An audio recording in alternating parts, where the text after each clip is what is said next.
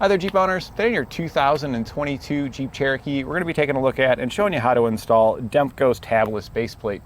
And this is what our base plate looks like when it's installed. The base plate will replace your factory tow hooks on each side and will just kind of slide right in there. Now you do need to take off the fascia to be able to reach all the mounting locations and things like that, but it actually makes it a fairly easy install compared to some other base plates, since we're reusing a lot of the same locations for factory hardware. Now with this base plate, it does provide you with the main things you would want from a base plate. It doesn't really give you a good mounting option for your electrical and stuff like that, so we did just mount those kind of down there. It would have been nice to see that with this base plate, but it kind of is what it is. You can make your own do with your electrical connectors, but we do have our attachment point here for attaching our tow bar, and that's located here. And then just to the inside, you've got your location for attaching your safety cables. The tabs are removable. Here are the tabs that come with the kit. Those will insert, then I give them a little twist 90 degrees, and then they will pin in place. And this puts it in a position where it's now ready to accept a tow bar. And this will work with Demco tow bars. Will connect directly to it, but if you do have another manufacturer's tow bar, there are adapters available to be able to swap over to those as well. I do like that these are removable though, even though they don't really stick out that far on the front of our Jeep. There is still a potential that you could hit your shin on that, so it's nice when you got this parked in your garage when you're not really flat towing to be able to pull those out of there. And then with it being the kind of just machined metal look, it does kind of stand out a little bit. So when you pull that out of there, everything's black again, and it kind of hides and looks like it was looks more factory without those inserted. We'll begin our installation here at the front of the vehicle with your hood open. We're going to remove the trim piece here across the front. There's a bunch of fasteners that we have to take out. Looks like 1, 2, 3, 4, 5, 6 per side. So to remove these fasteners, there'll be an open spot on it. Looks like it's flat all the way on top, but there's actually a small cutout notch right there. So I usually use a screwdriver to start. I'll stick it in there, give it a little bit of a twist to pop it up, and then I'll switch to my trim panel tool after that to pull out the center of the head. Once the center pops up like that, the whole pin will come out. It is possible though that sometimes the center pops out like that. If it does, it's no big deal. That just pushes right back in there. So we're gonna remove the rest of them to get this piece off of here now. So once you get your last fastener removed, to start peeling it off of there, you will have to kind of work it around some of these attachments. Looks like I missed one in the center there, so there's 6 on each side plus the one in the middle. That's why you always want to go slow. Just kind of peel it off. If you feel resistance, look for what's hanging you up. It could be something like that, or it could be a pin you missed. All right, there we go. Fully released, and now we'll set this aside where it won't get damaged. After we've got that out of the way, that'll reveal a fastener located behind it. We're going to use a T30 Torx to remove this. And once we get this one off, we're going to head over to the other side. There's one in the same location over there. We're now on the driver's side wheel well. We need to remove 3 fasteners inside of here. I turned the wheel all the way to the right to give us more clearance there so we can get in there to remove them. We'll use an 8mm socket, and even on this small one down here, you're probably going to need a swivel or a small hand ratchet or something to get in there. So we'll get all these removed. Once you've got those removed, there's a fastener that's located behind them. So we're going to need to pull out on this paneling a bit. It's pretty flexible, kind of a plastic, so just kind of push it out of your way. And then there's a bolt located right here on top. And we're just going to use a 10mm socket to remove this piece. And this is a really long bolt in there. See, it's longer than it needed to be. But now we're going to head over to the other side and zip that side out. So now along the bottom side of the vehicle, we need to remove some fasteners. One of the ones on the furthest on the outside here is a rivet that we'll actually need to drill out. You'll get replacement ones in your kit. So we're going to use a 3/16 drill bit to drill up through the bottom of this rivet. And that'll just pop it out of there. You can see it's now separated. We're going to do the other side the same way. So now along the bottom, across the front here, we're going to remove all the smaller, whiter silver colored ones, not the black ones, and we're going with the smaller ones. There's 4 of those across the front. We'll use our 10mm socket to remove these. Now we're going to switch to a 13mm socket, and the larger head white or silver colored bolts. We're gonna take those off. And these ones I'm not gonna fully remove. If you look, it's slotted here. So we're just gonna loosen those like that a little bit. This way when we go to take the fasteners out on the other side of this big old heavy cover, it'll kind of hang right here and we can just slide it off. So now we'll head to the back side here. Looks like we got 1, 2, 3, 4 of those across the back. Kind of let it down easily. And then we should be able to grab it and just kind of walk it backwards just a little bit.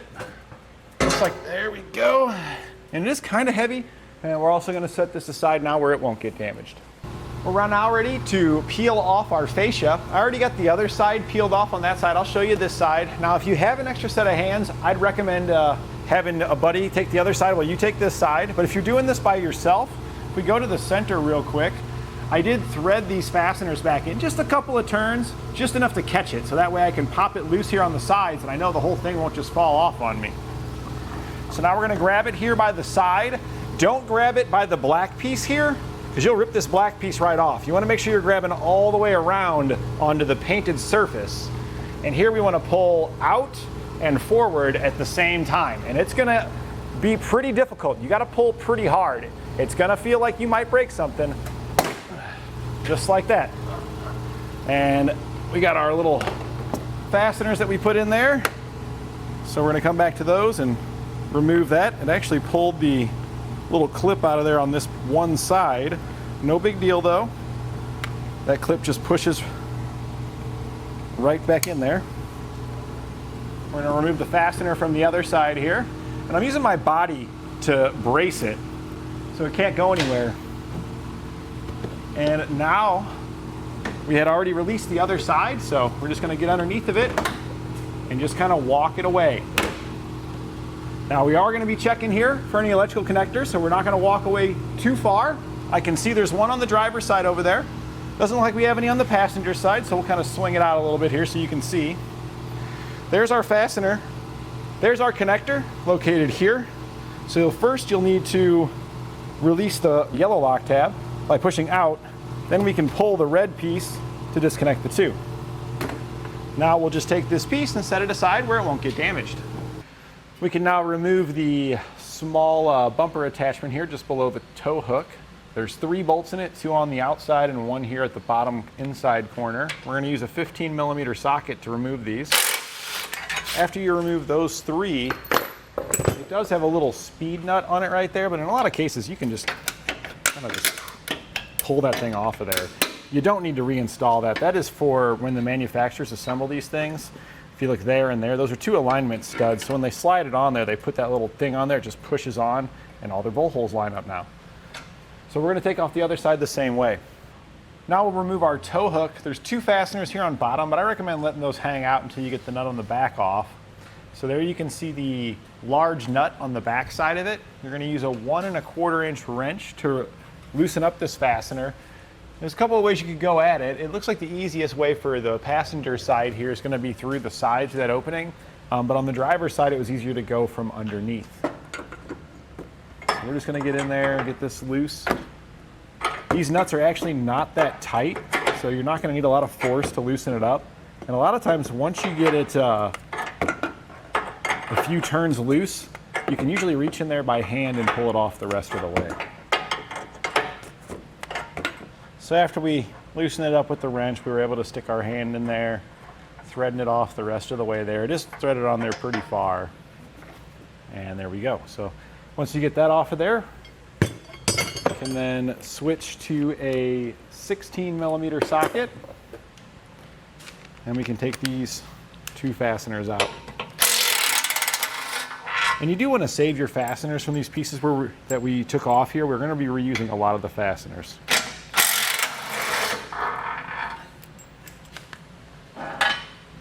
We'll then remove the other side the same way. So the next thing we need to do is remove the 2 bolts down here. Our base plate's actually going to attach to those. Now you have an option if you want. You can take this whole bumper beam off because we have to cut this lip off here because our base plate needs to sit flush up against there. So this is going to have to be cut. And you're near some pretty sensitive components here with your AC condenser and stuff like that. Same on the other side, you're near some pretty sensitive stuff. So I'd recommend just taking the whole bumper beam off. We're gonna use a 15mm socket to remove the fasteners. So you have to remove both low ones no matter what.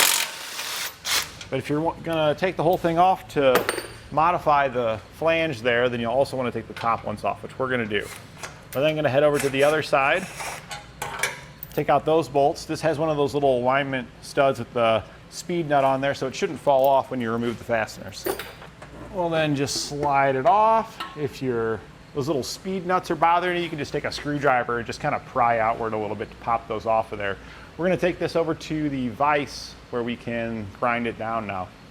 So now we're gonna go ahead and modify the flange. I've gone ahead and marked it. We want this lip gone, so it's just this flat surface. So we're just gonna notch it in, take our cutoff wheel and cut this off, cut off there. You could also use a grinder and grind it down until it's flat, but I think it'll be a little faster if we just cut it here.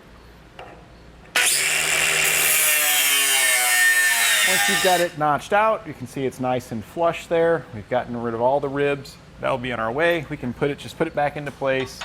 And we're just gonna loosely install the hardware. We don't wanna fully tighten it down yet. Since we moved this bumper beam, since we took it off, it may interfere with our bottom holes lining up if you tighten it down. So you're best off just leaving it a little bit loose so you can maneuver it as necessary to get your hardware to line up. Now, if you didn't remove the beam and you just cut it off where it was, then you don't need to worry about that. So we're about ready to lift our base plate back up. These 3 bolts here are the factory ones we removed from the lower bumper attachment. We're going to put some of the blue Loctite on them. This does come in your kit. You're gonna get a couple of small tubes of this. All the hardware that attaches our base plate is gonna get this blue Loctite. So it's nice to have those 3 prepared. Now we're gonna grab our base plate and put it in position. They are labeled, so we can see that one says passenger on it. So we know this is the passenger side. It's written in the right direction, so that way you know up and down. This will line up with our fasteners. This smaller hole will line up with that stud there. And then we're gonna take the bolts we just prepared and just reinsert them and get those started in here to hold our base plate up.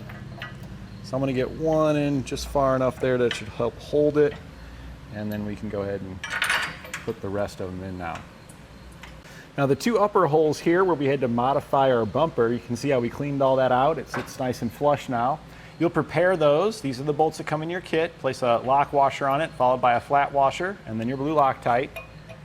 We've got all these loose so that way we can kind of manipulate this around as necessary to get it to line up with our holes, and then we'll thread everything together. After we get both of those started in there, we're gonna head to the outside where our tow hook was. One of those factory tow hook bolts you're gonna reuse. And put the Loctite on there. The outer one there should line up with our base plate and bumper beam. We still got our bumper beam a little bit loose, so if we need it to adjust it a little bit there, we can do so. And this is just gonna thread right back in there. Once you've got all your hardware started, we're gonna do the same thing on the other side to get all that hardware started, and now we can go back and zip them down. I recommend running it in first with your factory bolts to get it snug up that direction. And then we're gonna switch to a 17mm socket for the bolts that came in our kit. Then we'll switch back to our 16mm for the vertical bolt. And now we'll go back and torque all of our hardware to the specifications outlined in our instructions.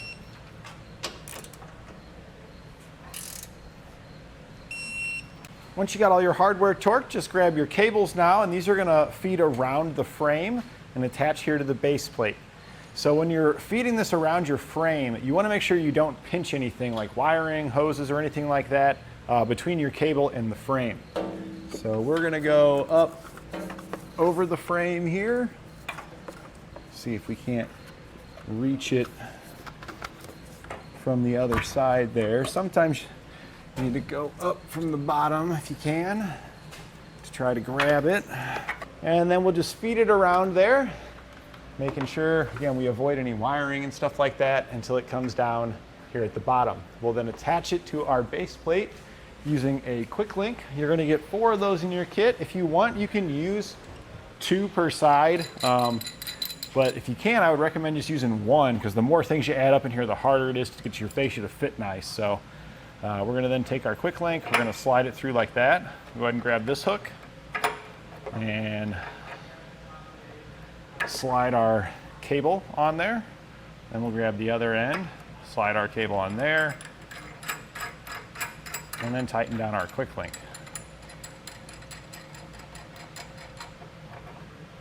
We'll do the same thing over on the other side. So now at this point, your base plate is fully installed. The only piece you have left in your kit here is a mounting bracket for your electrical connector. There is no specific spot where this goes. This is just a universal bracket that you get in the kit, so you can figure out where you want to put it. I usually wait to figure out where to put this until I've finished up the rest of my flat toe installation. So this is a perfect opportunity to take a break from your base plate, because all we need to do now is just reinstall our front fascia and components in reverse order of how we took them off. But while we've got everything removed here, this is the perfect opportunity to do your diode wiring and your supplemental braking system, because without that fascia in the way, it's a whole lot easier to route all your wires up here to the front for your connector. So we're going to do that now, and then once we get all the rest of those components installed, we'll get that fascia back on. And that completes our installation of Demco's tabless base plate on our 2022 Jeep Cherokee.